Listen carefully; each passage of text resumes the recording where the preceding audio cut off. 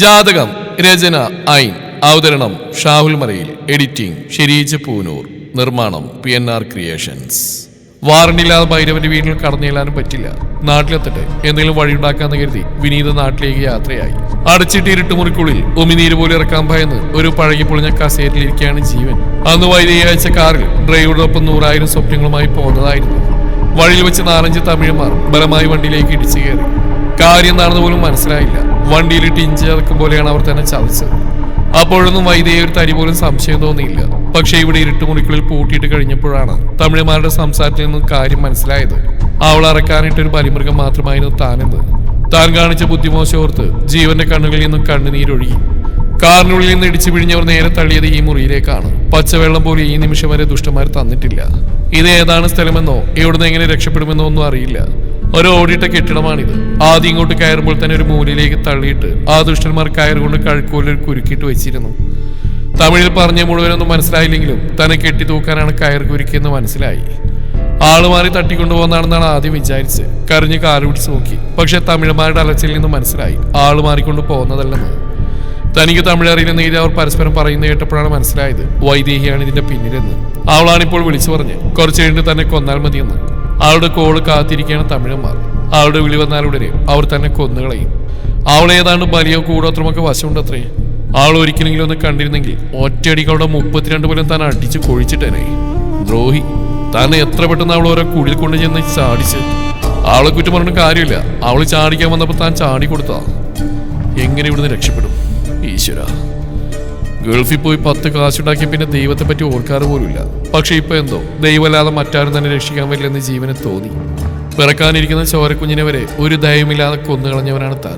ജീവനിൽ ആദ്യമായി കുറ്റബോധം ഉടലെടുത്തു. ഒരുപാട് തെറ്റുകൾ ചെയ്തു കൂട്ടിയിട്ടുണ്ട്. മേഘയിൽ തുടങ്ങി ആവണിയിൽ അവസാനിക്കുന്ന തെറ്റുകൾ. മേഘയുടെ കാര്യം ഓർത്തപ്പോഴാണ് ജീവനെ നെഞ്ചിടിച്ച്. താൻ അവിടുന്ന് പോരുമ്പോൾ മേഘയുടെ കൂടെ ഓടിപ്പോരുകയാണെന്നല്ലേ എഴുതി വെച്ച്. അവളാണെങ്കിൽ മേഘയെ തട്ടിക്കൊണ്ടുപോവുകയാണെന്നും പറഞ്ഞു. അങ്ങനെയാണെങ്കിൽ ഇപ്പോൾ മേഘയും താൻ ഒളിച്ചോടി പോയവരാവും. മേഘയെ ആ ദുഷ്ട വൈദേഹി എന്തെങ്കിലും ചെയ്തു കാണും. നേരത്തെ തമിഴന്മാരുടെ സംസാരത്തിൽ നിന്നും മനസ്സിലായത് ഒരു പെണ്ണിനെ ബലി കൊടുക്കാനായി നിർത്തിയിട്ടുണ്ടെന്നാണ്. അത് ചിലപ്പോൾ മേഘയായിരിക്കുമോ? കാര്യങ്ങൾ കൂട്ടി വായിച്ചപ്പോൾ അത് അങ്ങനെ തന്നെ ആയിരിക്കുമെന്ന് ജീവന് തോന്നി. പാടില്ല, ഒരു കാരണവശാലും മേഘയെ അവൾക്ക് ഇട്ടുകൊടുക്കാൻ പാടില്ല. എങ്ങനെയെങ്കിലും ഇവിടുന്ന് രക്ഷപ്പെട്ടേ മതിയാവും. ജീവന്റെ കണ്ണുകൾ ആ മുറിയുടെ 4 വാർഡ് രക്ഷപ്പെടാൻ എന്തെങ്കിലും പഴുതുണ്ടോ എന്ന് സഞ്ചരിച്ചുകൊണ്ടിരുന്നു. ഞെട്ടിലോടെയാണ് വിനീത് ഓരോ കാര്യവും പരമേശ്വരിൽ നിന്ന് കേട്ടുകൊണ്ടിരുന്നത്. സിദ്ധാർത്ഥിന് ഇങ്ങനെ ഒരു അപകടം വിനീത് തീരെ പ്രതീക്ഷിക്കാത്ത ഒന്നായിരുന്നു അത്. പിറ്റേ ദിവസം രാവിലെയാണ് ആവണി വഴി വിനീത് വിവരങ്ങൾ അറിഞ്ഞ് ഉടനെ തന്നെ ഹോസ്പിറ്റലിലേക്ക് പോവുകയും ചെയ്തു. സിദ്ധാർത്ഥിനെ കാണാനായി വിനീത് കയറി. വിനീതിനെ കണ്ടപ്പോൾ സിദ്ധാർത്ഥ് പതിയെ ചുണ്ടുകൾ അനക്കി. പക്ഷെ പറയുന്നൊന്നും മനസ്സിലാവുന്നില്ല. ഇപ്പോൾ സിദ്ധാർത്ഥിന്റെ പിന്നെയുള്ള അപകടത്തിന്റെ പിന്നാലെയല്ല താൻ പോവേണ്ടത്. മേഘയുടെ അടുത്തേക്കാണെന്ന് വിനീതിനെ തോന്നി. ആ തുരുത്തിൽ നിന്നറിഞ്ഞ വിവരമനുസരിച്ച് ഒരു ബലി നടക്കാൻ സാധ്യതയുണ്ട്. അത് മേഘയാണെങ്കിലോ? ആ ഓർമ്മയിൽ തന്നെ വിനീതൊന്ന് പതറി. സിധു, നീ വിഷമിക്കാതിരിക്കുക, മേഘക്കൊന്നും സംഭവിക്കില്ല.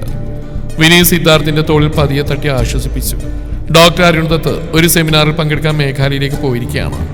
ഗുരു ചികിത്സയുമായി ബന്ധപ്പെട്ട ഏതോ വൈദ്യരുടെ ആശ്രമത്തിലും അല്ലെങ്കിൽ അവരുടെ സഹായം തേടാമായിരുന്നു. ഇപ്പൊ എന്തായാലും കളയാൻ സമയമില്ല. പോലീസിൽ കംപ്ലൈന്റ് കൊടുത്തുകൊണ്ട് വിനീത് അവിടെ പോയി അന്വേഷിച്ചു.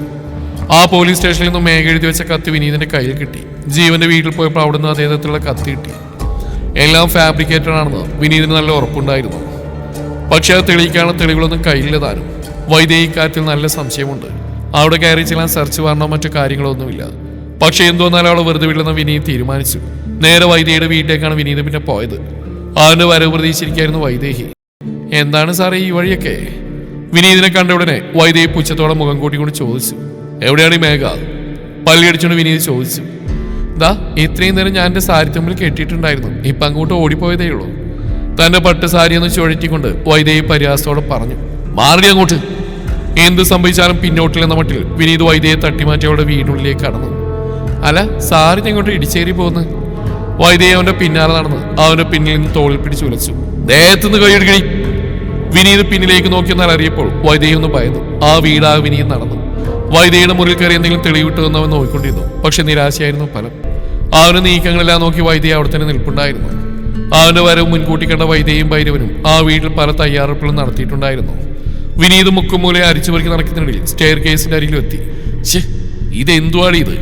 ഇതൊക്കെ ഇവിടെയാണ് കൊണ്ടിടുന്നത്. സ്റ്റെയർ കേസിന്റെ അരികത്തായി കൂട്ടിയിട്ടിരിക്കുന്ന ഉപയോഗിച്ച സാനിറ്ററി പാടുകളുടെ ഒരു കൂമ്പാരം കണ്ട് വിനീത് അറപ്പോടെ പിന്മാറി. എന്റെ വീട്, എന്റെ പാഡ്, എനിക്ക് ഇഷ്ടമുള്ളത് ഞാൻ കൊണ്ടിടും. താനാരും ഇതൊക്കെ പറയാൻ? വൃത്തിയായിട്ട ചെന്തു, നീ കോറായിട്ട് ഓവർ സ്മാർട്ട് കളിക്കുന്നു. സത്യം പറയടി, മേഘയോടാ? സത്യം പറയടി, മേഘയോടെയാ? വിനീത് വൈദ്യയുടെ കഴുത്തിന് കുത്തിപ്പിടിച്ചുകൊണ്ട് ചോദിച്ചു. എന്നാൽ അവൾ വെറുതെ ചിരിക്കുകയാണ് ചെയ്ത്. എത്ര ഭീഷണിപ്പെടുത്തിയിട്ടും അവളിൽ നിന്നൊന്നും കിട്ടില്ലെന്ന് മനസ്സിലാക്കിയ വിനീത് അവിടുന്ന് ഇറങ്ങി. വീണ്ടും നിരാശാവരൊന്ന് പൊതിഞ്ഞു. മേഘ എങ്ങനെ കണ്ടുപിടിക്കും? വായുവിലാണ് താനിപ്പോൾ തപ്പുന്നത്. എന്ത് ചെയ്യണമെന്ന് വിനീതിന് യാതൊരു ഐഡിയ ഉണ്ടായിരുന്നില്ല. മറ്റു കേസുകളിൽ വൈദ്യയെ പൂട്ടാനായി ഇനിയും തെളിവുകൾ ശേഖരിക്കാനുണ്ട്. പക്ഷെ മേഘ അപ്പോൾ ഒരു ചോദ്യചിഹ്നമാണ്. നേരെ സന്ധ്യ കഴിഞ്ഞു. വൈദ്യയെ കുളിച്ചൊരു മൂളിപ്പാട്ടും പാടി പുഞ്ചിരിയോടെ കറുത്ത വസ്ത്രങ്ങൾ എടുത്തണിഞ്ഞു. ഇന്ന് താൻ ജീവിതത്തിൽ ഏറ്റവും കൂടുതൽ സന്തോഷിക്കുന്ന ദിവസമാണ്. ഇന്ന് അർദ്ധരാത്രിയോടെ മേഘയുടെ കാര്യം തീരുമാനമാവും. ഡോക്ടറിന് എത്താമെന്ന് പറഞ്ഞിട്ടുണ്ട്.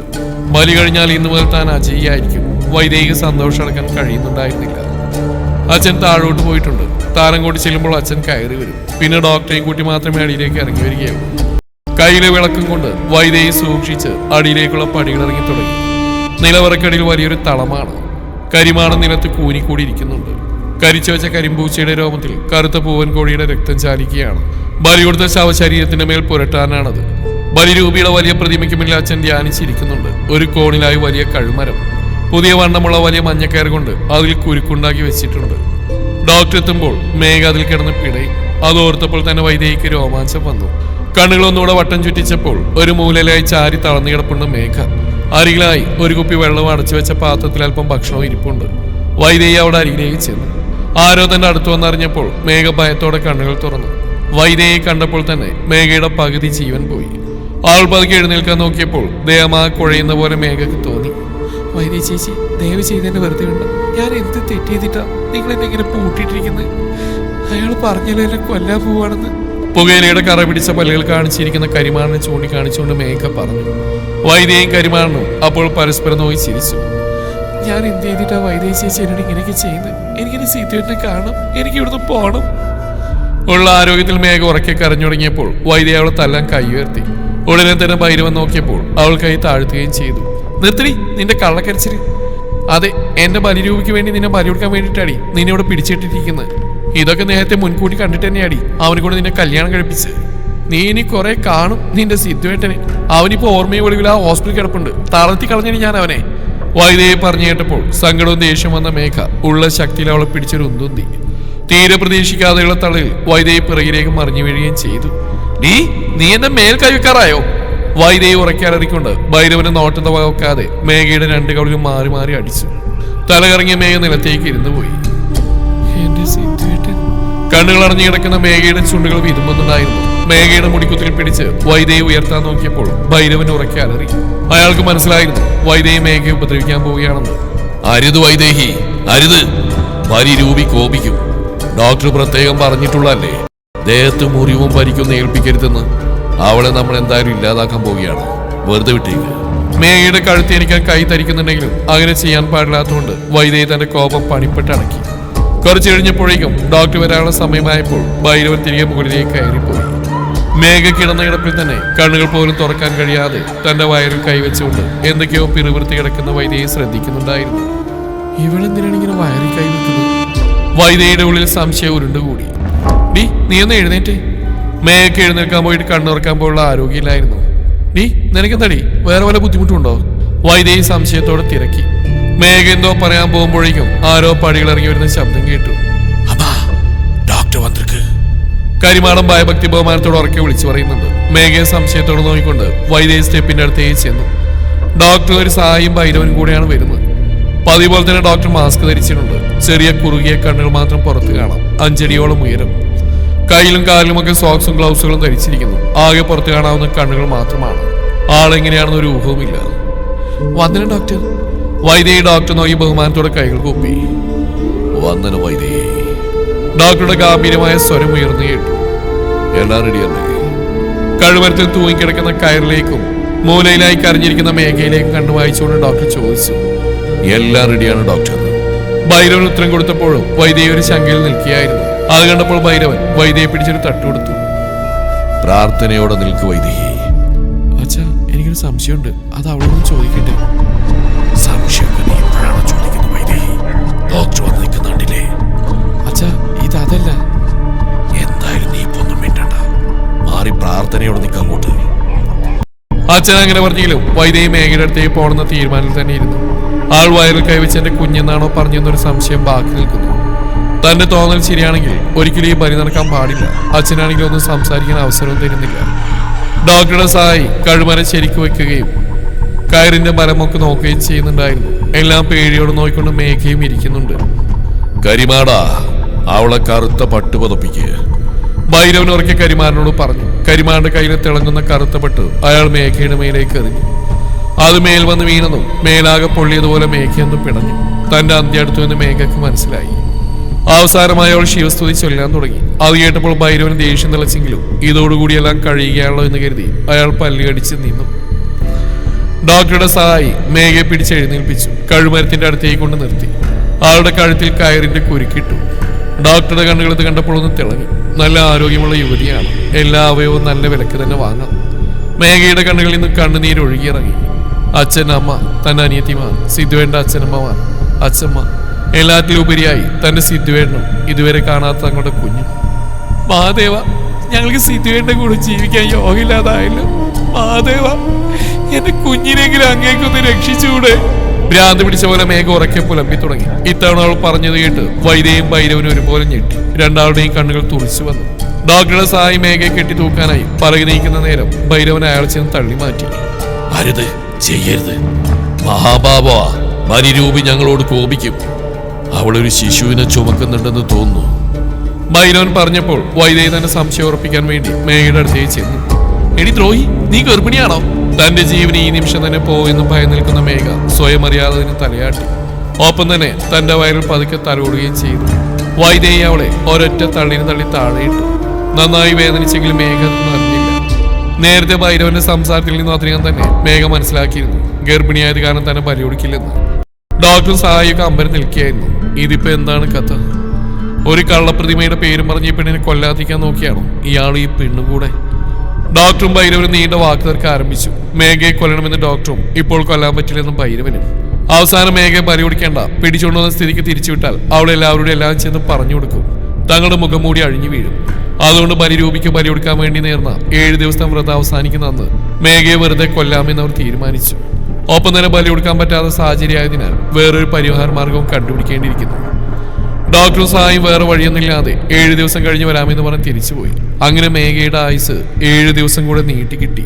ഹോസ്പിറ്റൽ വെറുതെ ഇങ്ങനെ കിടത്തിയിട്ട് കാര്യമില്ലെന്നും പതുക്കെ റിക്കവർ ആയിക്കോളും, വീട്ടിൽ ഇതുപോലെ തന്നെ നോക്കിയാൽ മതിയെന്നും പറഞ്ഞ് സിദ്ധാർത്ഥിനെ ഹോസ്പിറ്റലിൽ നിന്ന് ഡിസ്ചാർജ് ചെയ്തു. അങ്ങനെ പിറ്റേന്ന് വൈകുന്നേരം സിദ്ധാർത്ഥിനെ തറവാട്ടിലേക്ക് എത്തിച്ചു.